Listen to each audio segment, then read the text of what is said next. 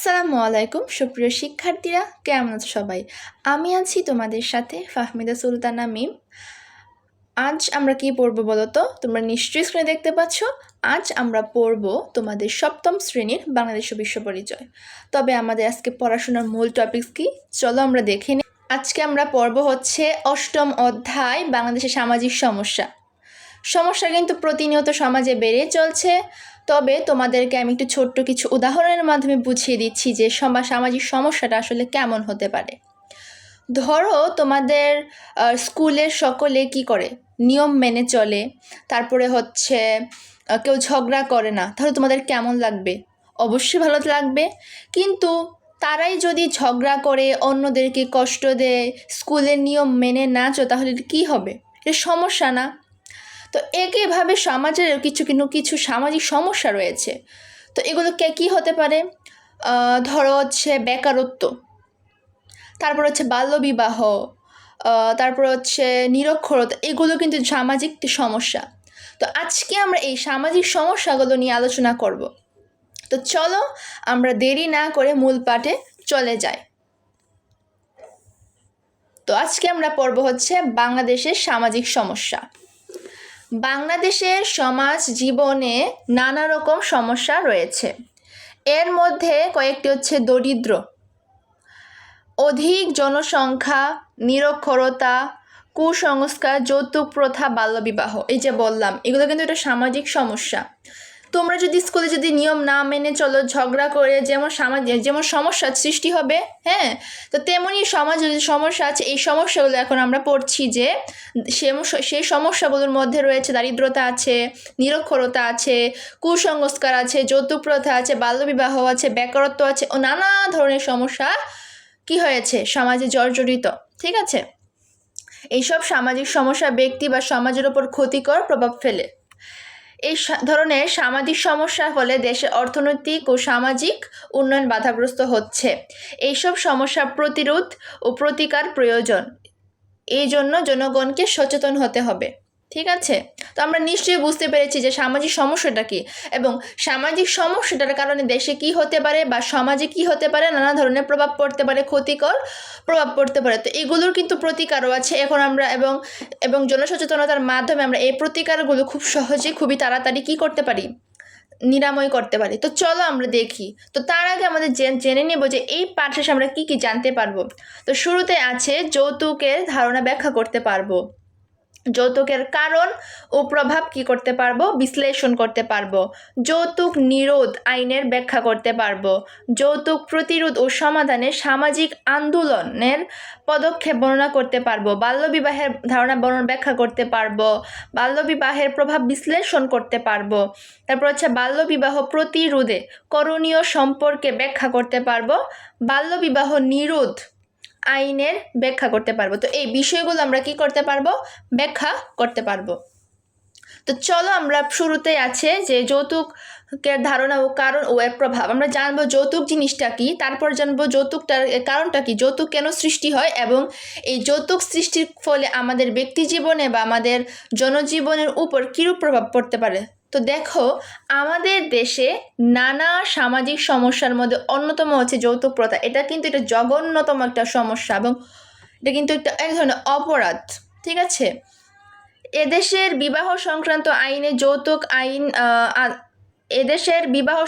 আইনে যৌতুক আদান প্রদান নিষিদ্ধ। তবু অধিকাংশ বিয়েতে বরপক্ষ কনেপক্ষের কাছ থেকে যৌতুক গ্রহণ করে থাকে। এটা কাদের থেকে হয়? বরপক্ষ, ছেলেপক্ষ মেয়ে পক্ষের কাছ থেকে কিছু অনেকে কিন্তু মনে করো কিছু টাকা চায়, ক্যাশ টাকা চায়, আবার অনেকে কিছু কিন্তু আসবাবপত্র ঘরের চায়, কেউ আবার ব্যক্তিগত কিছু চাহিদা থাকে। তো এগুলো কিন্তু এক প্রকার মেয়েদের বাবা মাদের উপর কি করা হয়, জুলুম করা হয়, চাপিয়ে দেওয়া হয়, যা হচ্ছে এক ধরনের সামাজিক সমস্যা। কারণ সকলের কিন্তু যৌতুকটা দেওয়ার কিন্তু সবার ক্ষমতা থাকে না, কিন্তু দিতে হয়, যেহেতু কন্যাকে বিয়ে দিচ্ছে, তো সেই মোতাবেক এটা দিতে হয়, বাধ্যতামূলক হয়ে দাঁড়ায়। এবং না হলে কি হয়, মেয়েদের উপর নানা ধরনের শারীরিক নির্যাতন পরিচালনা করা হয়।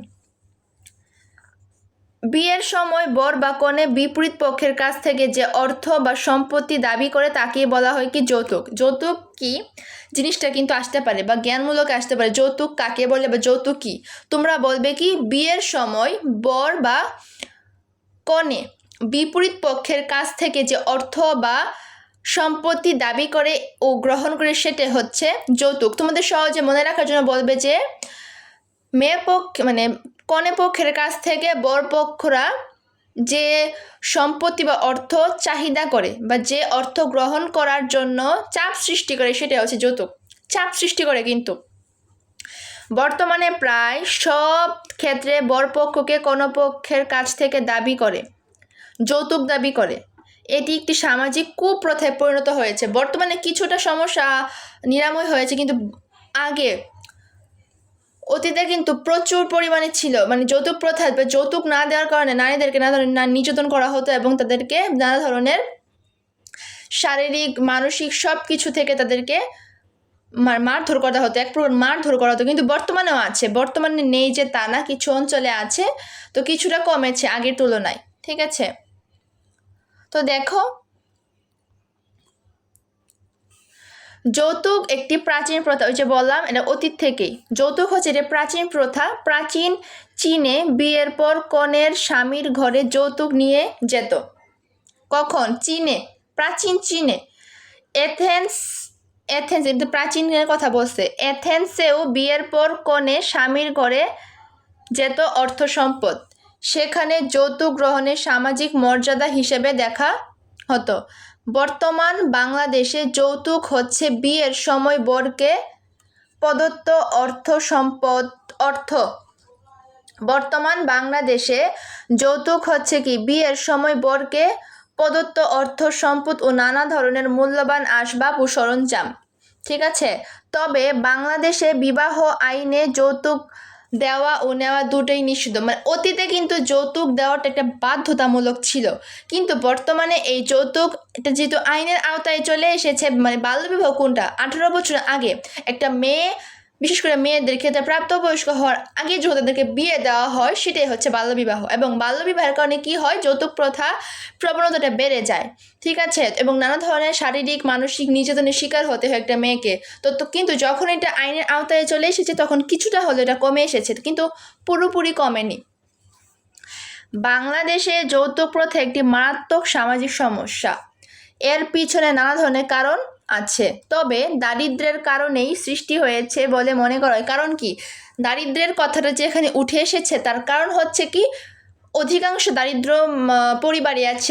দরিদ্র পরিবার আছে যারা তাদের সন্তানদেরকে তাদের খরচ চালাতে বা তাদেরকে পরিচালনা করতে বা ভরণ পোষণের চাহিদা পূরণ করতে কি হয় না, সক্ষম হয় না। তখন তারা ভাবে কি বিয়ে দিলে হয়তো বা সব সমস্যার সমাধান হয়ে যাবে। আসলে কিন্তু তা না, উল্টো আরও কি হয়, সমস্যা প্রতিনিয়ত বেড়েই চলে।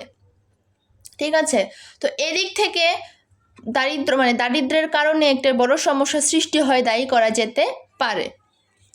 দারিদ্র্যের কারণে বর পক্ষ কনে পক্ষের কাছে অর্থ সম্পদ কী করে দাবি করে। কারণ যদি তুমি যে অর্থ সম্পদ, এটা কিন্তু প্রত্যেক বাবা মাই চাইবে যে তাদের কি যৌতুকের অভাবে কি তাদের মেয়েদেরকে বসিয়ে রাখবে না, অবশ্যই বিয়ে দিবে। তো সেই মোতাবেক তারা কি করে, যেভাবেই হোক তারা যৌতুকের মাধ্যমে তাদের মেয়েকে বিয়ে দেয়। এবং বর পক্ষ অনেক সময় অনেক উচ্চ অ্যামাউন্টের টাকা তারা চায়, দিতে সক্ষম না হলে তারা যেভাবে হোক ঋণ করুক আর যেভাবেই হোক তাদের মেয়েকে বিয়ে দেয়। কনের পিতা অর্থ সম্পদ ব্যবহার করে বর প্রতিষ্ঠা লাভ করতে চায়।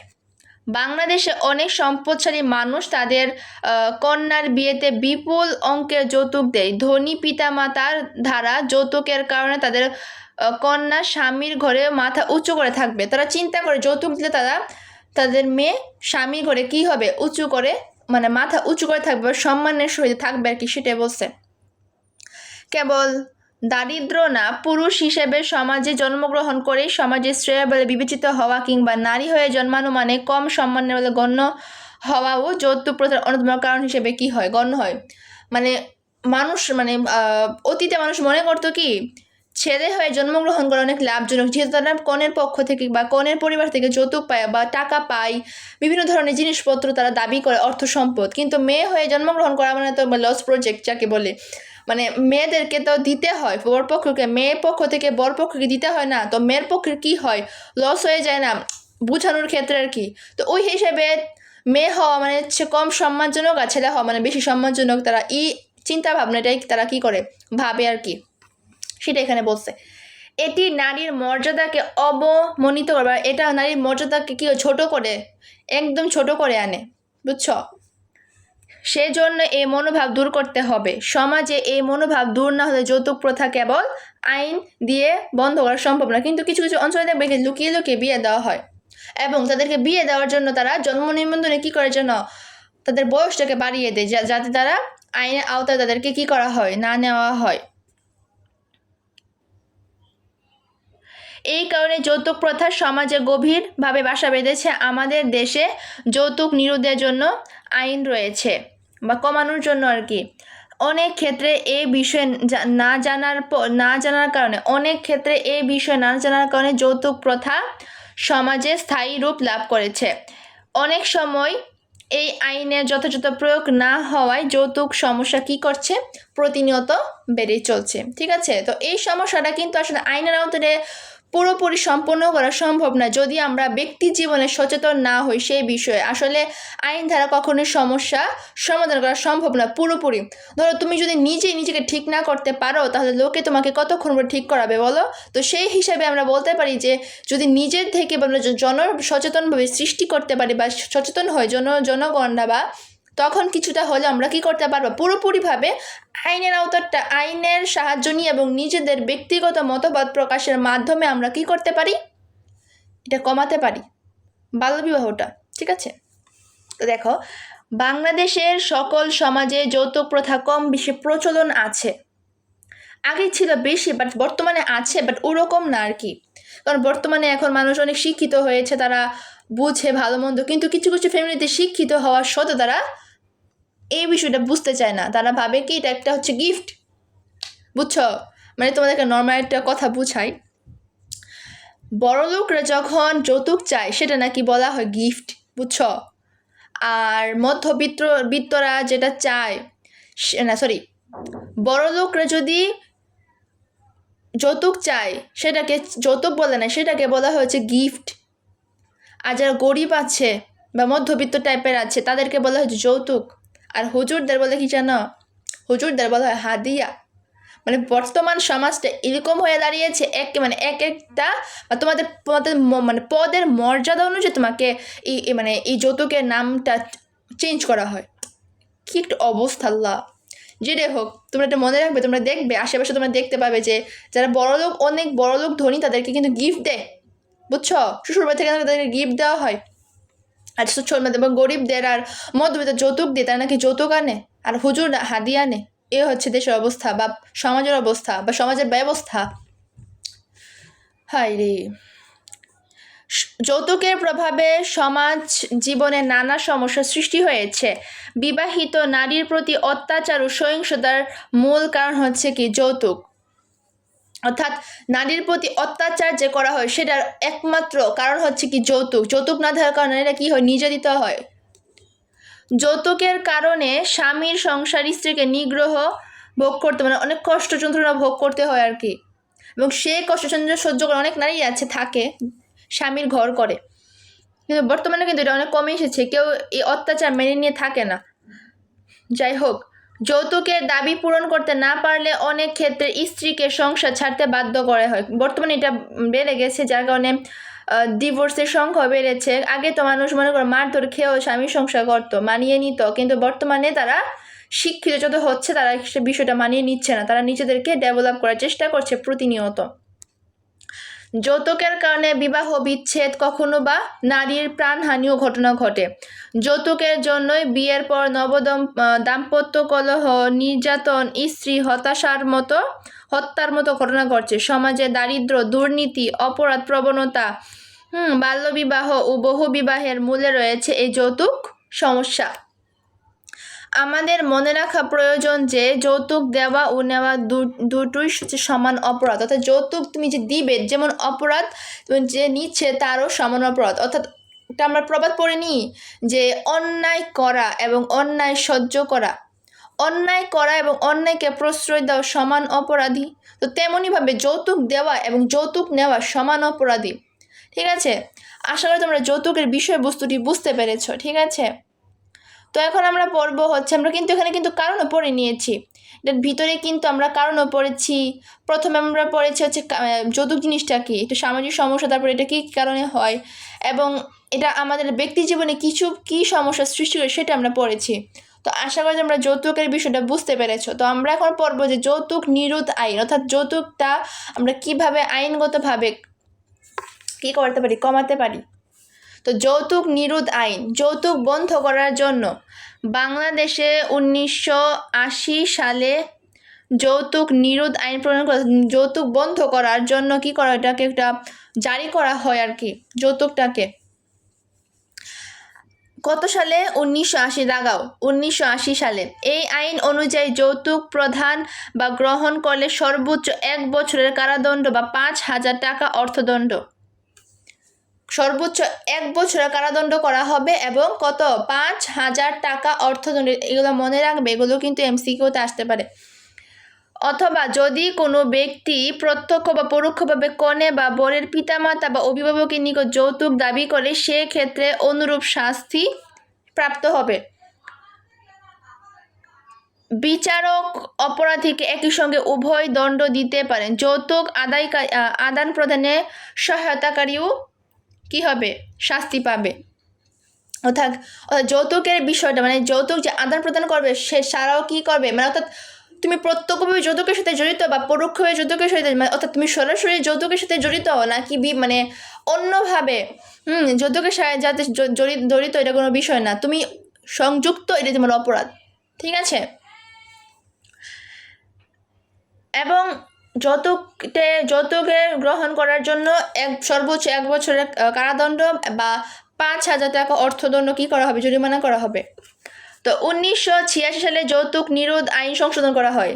তো মানে বন্ধ করার জন্য বাংলাদেশ আইন প্রণয়ন করছে 1980 সালে এবং এটা সংশোধন করা হয় 1986 সালে। ঠিক আছে, সংশোধিত আইন অনুযায়ী যৌতুক প্রদান গ্রহণ করলে অপরাধী সর্বনিম্ন 1 বছর এবং সর্বোচ্চ 5 বছরের কারাদণ্ড দণ্ডিত হবে। আগে ছিল 1 বছরের কারাদণ্ড, যখন প্রণয়ন করা হয়েছিল 1 বছরের কারাদণ্ড 5,000 টাকা অর্থদণ্ড। আর এখন যখন 1986 সালে যৌতুক প্রথাটা সংশোধন করা হয় নতুন করে, তখন মানে অপরাধীকে সর্বনিম্ন 1 বছর আর সর্বোচ্চ 5 বছরের কারাদণ্ড করা হবে।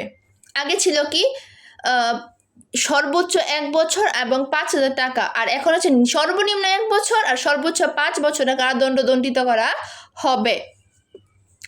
1983 সালে শিশু নির্যাতন আইন দমন অনুযায়ী যৌতুকের কারণে নির্যাতন করে নারীর মৃত্যু ঘটলে বা মৃত্যু ঘটানোর চেষ্টা করলে অপরাধীকে মৃত্যুদণ্ড বা যাবজ্জীবন কারাদণ্ড অর্থদণ্ডে কি করা হবে, দণ্ডিত করা হবে। নারীর ইচ্ছার বিরুদ্ধে বিয়ে ও যৌতুক গ্রহণ করার জন্য কঠোর কি করা হবে, ব্যবস্থা নেওয়া হবে বা শাস্তির ব্যবস্থা করা হবে। অনেক পরিবারই আছে দারিদ্রতার কারণে মেয়েদেরকে জোর করে বিয়ে দেওয়া হয়। অনেক আছে কি টাকার জন্য, ধর অনেক বড় লোক কিন্তু বুড়া, বুঝছো, বুড়া ব্যাটার কাছে কি করা হয়, বিয়ে দেয় টাকার জন্য, মেয়েদেরকে টাকার জন্য বিক্রি করে দেওয়া হয়। অনেক বাবা মাই আছে দারিদ্রতার কারণে। এগুলো যদি মানে প্রতিনিয়ত বর্তমানে ঘটতে থাকে তাহলে কি হবে, আইনিভাবে ব্যবস্থা নেওয়া হবে এবং কঠোর শাস্তির ব্যবস্থা করা হবে। যৌতুক প্রথা বাংলাদেশের পরিবার ও সমাজ জীবনে ব্যাপক সমস্যা সৃষ্টি করছে। এ প্রথার কুফল থেকে মুক্ত হতে আমাদের সচেতন হতে হবে। যৌতুক প্রতিরোধ করার জন্য প্রথমে সচেতন করতে হবে হচ্ছে পরিবারকে, অর্থাৎ পরিবারকে সচেতন করতে হবে। অল্প বয়সে বা বাল্য বিবাহ মেয়েদেরকে বিয়ে না দেওয়ার জন্য কি করতে হবে, সচেতনতা সৃষ্টি করতে হবে। যৌতুক দেওয়া ও নেওয়া থেকে নিজেদের বিরত থাকতে হবে। পরিবারের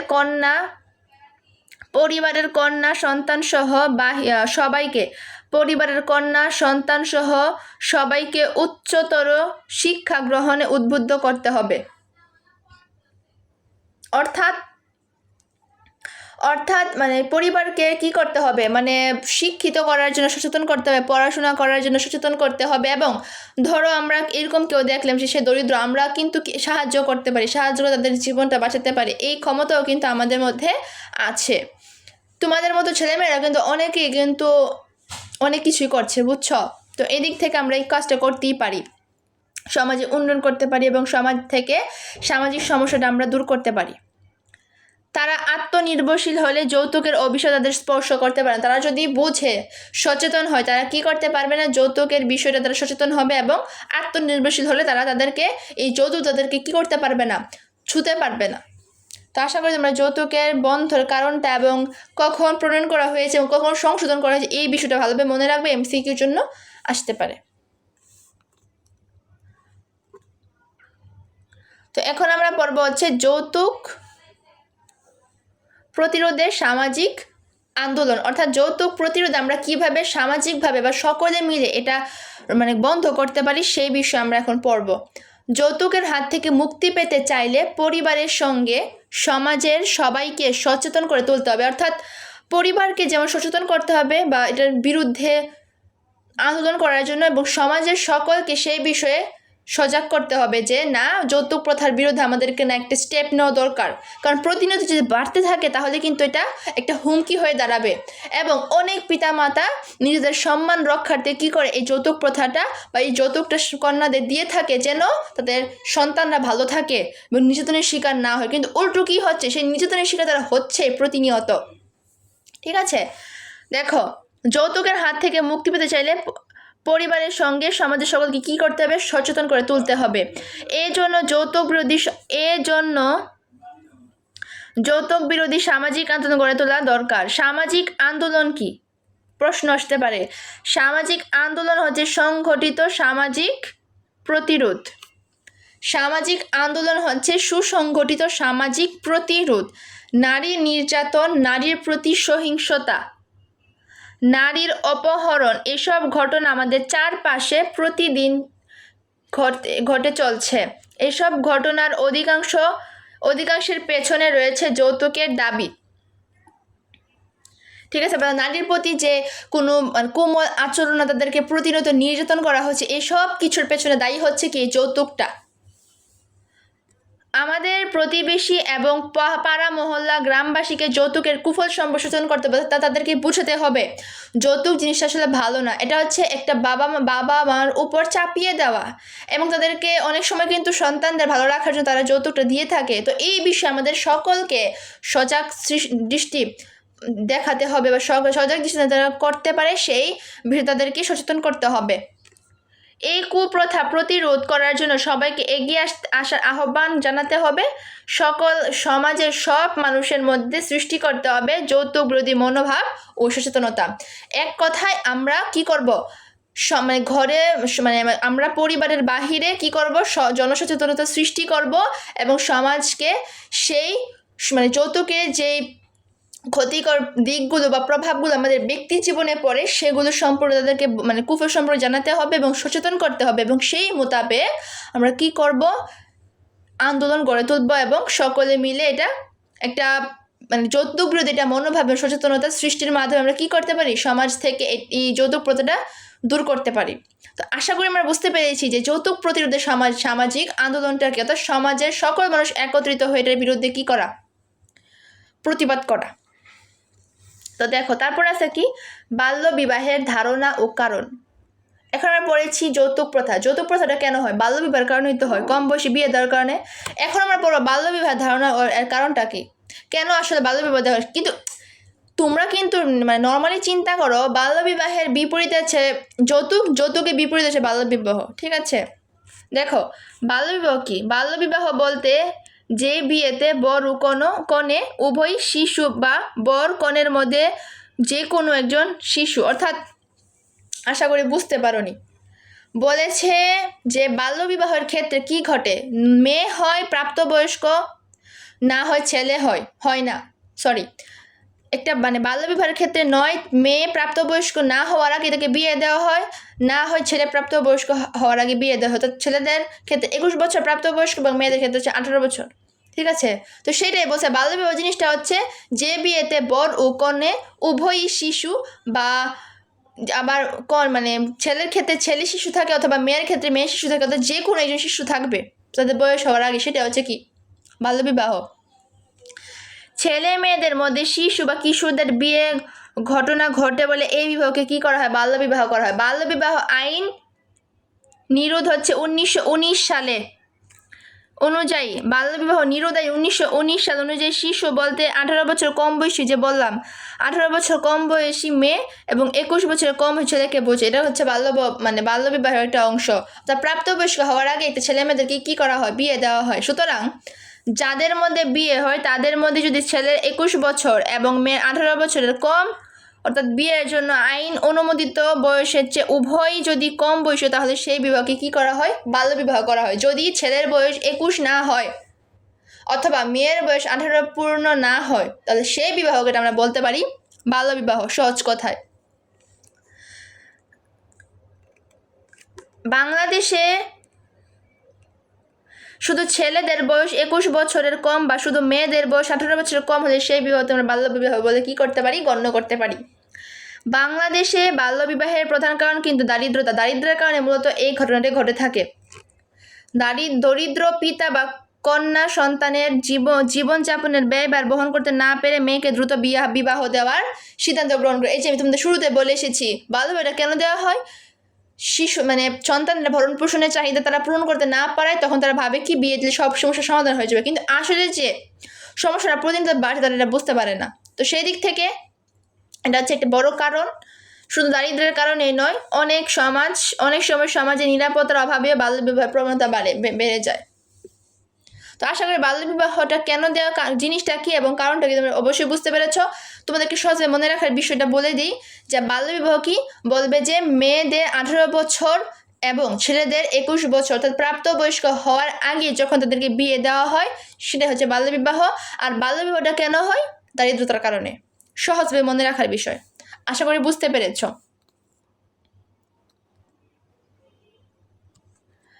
তো তারপর দেখো, বাল্যবিবাহের পেছনে বাবা মা, দাদা দাদি, নানা নানির শখ ও অন্যতম। অভিভাবক অনেক সময় ছোট ছেলে মেয়েদের বিয়ে দিয়ে নিজেদের শখ পূরণ করে।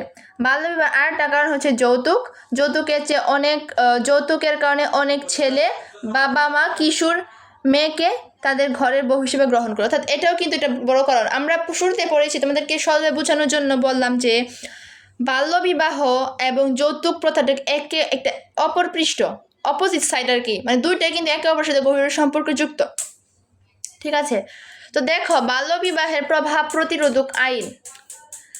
বাল্যবিবাহের ফলে সমাজে নানা ধরনের সমস্যা দেখা দেয়, যেমন আমাদের দেশে মেয়েদের বিয়ের ক্ষেত্রে 18, ছেলেদের 21 বছর বেঁধে দেওয়ার পূর্বে তাদেরকে কি করা হয়? বিয়ে দেওয়া হয়। হ্যাঁ, এই ক্ষেত্রে ছেলে মেয়েদের মানসিক ও শারীরিক পরিপক্কতা আসার পূর্বে তারা বাবা মা হয়ে যায়, যেটা বিশেষ করে মেয়েদের ক্ষেত্রে খুবই ঝুঁকিপূর্ণ একটা। অনেক সময় কিন্তু অল্প বেশি যে গর্ভধারণ করে দেয়, অনেক সময় কিন্তু মেয়েদেরকে বাঁচানো অনেক কষ্ট হয়ে যায়, কারণ তারা ওই রকমভাবে মানসিকভাবে প্রস্তুত না সন্তান দান করার জন্য, কিন্তু তাদেরকে চাপিয়ে দেওয়া হয়। অনেক পরিবারই আছে কি বলবো, মেয়েদেরকে মনে করে একটা পুতুলের মতো, তারা যেভাবে নাচবে তারা সেভাবে নাচবে। আসলে বিষয়টা এমন না, তাদেরকে কোমল আচরণ করতে হবে, তাদেরকে সুন্দরভাবে ব্যবহার করার মাধ্যমে তারা কিন্তু একটা সুস্থ সন্তান জন্মদান দিতে পারে। ঠিক আছে, এই কিশোরী মেয়েটি শারীরিক পুষ্টিহীনতায় শিকার হয়ে দুর্বল পুষ্টিহীন শিশু জন্ম দেওয়া, অনেক সময় মাতৃমৃত্যু শিশু মৃত্যুর হার বৃদ্ধি পায়। এই কারণে বাল্যবিবাহটার কারণে প্রতিনিয়ত মাতৃমৃত্যু এবং শিশু মৃত্যুর হার প্রতিনিয়ত বেড়ে চলছে। ঠিক আছে, শিশু কিশোরদের উপযুক্ত শিক্ষায় শিক্ষিত করে গড়ে তুলতে হবে। শিক্ষিত হলে তারা সচেতন হবে, বাল্যবিবাহ সম্পর্কে ধারণা লাভ করবে। বাল্যবিবাহ শাস্তিযোগ্য অপরাধ। বাল্যবিবাহ প্রতিরোধে এগিয়ে আসতে হবে। এটা কিন্তু প্রভাব কিন্তু আমাদের জীবনে। ঠিক আছে, মা বাবা অভিভাবকের সাথে খোলামেলা আলোচনায় বসতে হবে। তাছাড়া ছেলে মেয়েদের প্রত্যেকে নিজেদের পায়ে দাঁড়াতে হবে। একটি আত্মনির্ভরশীল জাতি বাল্যবিবাহ প্রতি গুরুত্বপূর্ণ ভূমিকা পালন করে। অর্থাৎ বাল্যবিবাহ প্রতিরোধ আমরা এভাবেই করতে পারি যে পরিবারের সাথে আমরা খোলামেলা আলোচনা করতে পারি এবং এটা কুফল সম্পর্কে সবাইকে জানাতে পারি, খোলামেলা আলোচনা করতে পারি, নিজে আত্মনির্ভরশীল হতে পারি, নিজের মতামতের গুরুত্ব দিতে পারি। তারপরে হচ্ছে কি, শিক্ষিত যার মধ্যে শিক্ষার জ্ঞান আছে তারা কখনো কি করে না, এই ভুলগুলো করে না। তো এই বিষয়গুলোর মাধ্যমে আমরা এটা প্রতিরোধ করতে পারি। বিশেষ করে মেয়েদের এই বিষয়ে অধিক সচেতন হতে হবে, যার কারণে মেয়েদেরকে শিক্ষার কোনো বিকল্প নেই। তোমরা মানে মেয়েরা যারা আছো ছেলেদেরকে বলছি, তোমরা পড়াশোনা কখনো ছাড়বে না। পড়াশোনা যতই কষ্ট হোক তোমরা পড়াশোনা প্রতিনিয়ত চালিয়ে যাবে। পড়াশোনার কোনো বিকল্প নেই, জ্ঞানের কোনো বিকল্প নেই। বাল্যবিবাহ নিরোধ 2017 অনুযায়ী বাল্যবিবাহ একটি অপরাধ। কত সাল অনুযায়ী? 2017 অনুযায়ী, ঠিক আছে। কোনো প্রাপ্তবয়স্ক ব্যক্তি এ অপরাধ করলে তাকে 2 বছরের কারাদণ্ড বা 1 লক্ষ টাকা অর্থদণ্ড। কত? মানে 2017 অনুযায়ী যদি কেউ প্রাপ্তবয়স্ক ব্যক্তি হওয়ার আগে অপরাধ করলে 2 বছরের কারাদণ্ড আর 1 বছর এবং 1 লক্ষ টাকা কী করা হবে? অর্থদণ্ডিত করা হবে, বা উভয় দণ্ডিত হবেন। কোনো অপ্রাপ্তবয়স্ক নারী বা পুরুষ বাল্যবিবাহ করলে এই আইন অনুযায়ী 1 মাস কারাদণ্ড বা 50,000 টাকা জরিমানা বা উভয় দণ্ডিত, অর্থাৎ দুইটাই হতে পারে। অনেক সময় নয় টাকা করবে, নয় তোমাকে দণ্ডিত করবে। অনেক সময় আবার কী হবে? দুইটাই করতে পারে যদি তোমার অপরাধটা বেশি থাকে আর কি। তো পিতা মাতা, অভিভাবক বা অন্য কোনো ব্যক্তি কোনো বাল্যবিবাহের অনুষ্ঠান সম্পাদন বা পরিচালনার করলে সর্বোচ্চ 2 বছর কারাদণ্ড বা 50,000 টাকা বা উভয় দণ্ডিত হতে পারে। অর্থাৎ কিছু কিছু ক্ষেত্রে যদি অপরাধের প্রবণতা বেড়ে চলে তাহলে কি হবে? নয় অর্থদণ্ডে দণ্ডিত করা হবে, নয় কারাদণ্ড করা হবে, না হয় কি করা হবে? এই দুটি একইভাবে করা হবে। তো এই হচ্ছে আমাদের আজকে পড়াশোনার বিষয়বস্তু। তো আশা করি আমরা বুঝতে পেরেছি। প্রথমত আমরা পড়েছি হচ্ছে যৌতুক কি, যৌতুকের ধারণা পড়েছি, কারণ পড়েছি, প্রভাব পড়েছি। হ্যাঁ, তো চলো আমরা একটু উপরের দিকে একটু পড়ার চেষ্টা করি। আমরা প্রথমে পড়েছি যৌতুকের ধারণা, যৌতুক জিনিসটা কী, তারপরে কারণ পড়েছি, কেন যৌতুকের কারণটা হয়েছে এবং এর প্রভাব পড়েছে, এবং আমাদের ব্যক্তি জীবনে কী এবং ব্যক্তি জীবন বা সমাজে কীরূপ প্রভাব পড়তে পারে।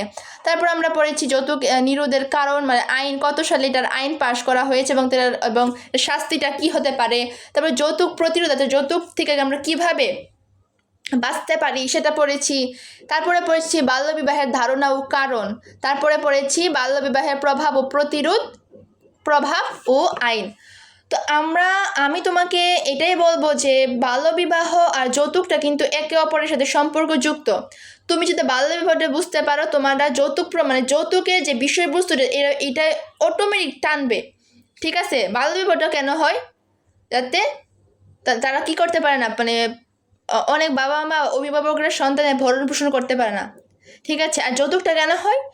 মানে বাল্যবিবাহটা দেয় যাতে তারা কি হতে পারে? দারিদ্রতার হাত থেকে বাঁচতে পারে। আবার যৌতুকটা কেন করা হয়? যৌতুকটা দেওয়া হয় হচ্ছে তাদের মানে কন্যা যাতে বা তাদের সন্তান যাতে কী করে পরের বাড়িতে গিয়ে যাতে মাথা উঁচু করে বাঁচতে পারে। তো সেটাই তো, মানে একটার সাথে আরেকটা কি সম্পৃক্ত আছে। তো আশা করি তোমরা বাল্যবিবাহ আর হচ্ছে যৌতুক প্রথাটা বুঝতে পেরেছো। তো আমরা কিন্তু এটা শুধু পড়ার জন্য পড়বো না, আমরা এটা কিন্তু ব্যক্তি জীবনে ব্যবহার করার চেষ্টা করবো, কারণ বাল্যবিবাহ কিন্তু এখনও বর্তমানে আছে এবং যৌতুক প্রথাটাও বর্তমানে প্রচলিত আছে। মানে আগের মতো নেই, বাট কিছুটা আছে। কিছুটা কি, কিছু কিছু মানে শিক্ষিত ফ্যামিলি দেখবে কি করে, মানে যৌতুকটাকে একটা গিফট হিসেবে নেয়। বললাম না, একটা গিফট হিসেবে তারা ইউজ করে আর কি। তো এটা আমরা শুধু পড়ার জন্য পড়বো না, আমরা এটা ব্যক্তিগত জীবনে এটা ব্যবহার করার চেষ্টা করব, এবং এটা কীভাবে কমানো যায় সেই বিষয়ে আমরা কি করব, এটা সচেতন হওয়ার চেষ্টা করব। তো দেখো, আশা করি আমাদের পাঠটা বুঝতে পেরেছো। না বুঝলে আমাকে অবশ্যই কমেন্ট করে জানাবে যে কোন জায়গাটা বুঝতে পারোনি, আমি তোমাদেরকে আবার বিস্তারিতভাবে বোঝানোর চেষ্টা করব। তো এখানে দেখো অনুশীলনী আছে, এমসিকিউ। তোমরা এই এমসিকিউটি প্র্যাকটিস করার চেষ্টা করবে, আশা করি পারবে। পাঠটা যদি বুঝো অবশ্যই পারবে। আর সৃজনশীলটাও পড়ার চেষ্টা করবে। না বুঝলে আমাকে কমেন্ট করে জানাবে, আমি তোমাদেরকে অবশ্যই এগুলো বুঝিয়ে দেওয়ার চেষ্টা করব যথাসাধ্য। তো এখানে এমসিকিউ আছে। তো আজকে আমরা এতটুকুই পড়লাম। তো ততক্ষণ পর্যন্ত সকলে ভালো থাকো, সুস্থ থাকো। আল্লাহ হাফেজ।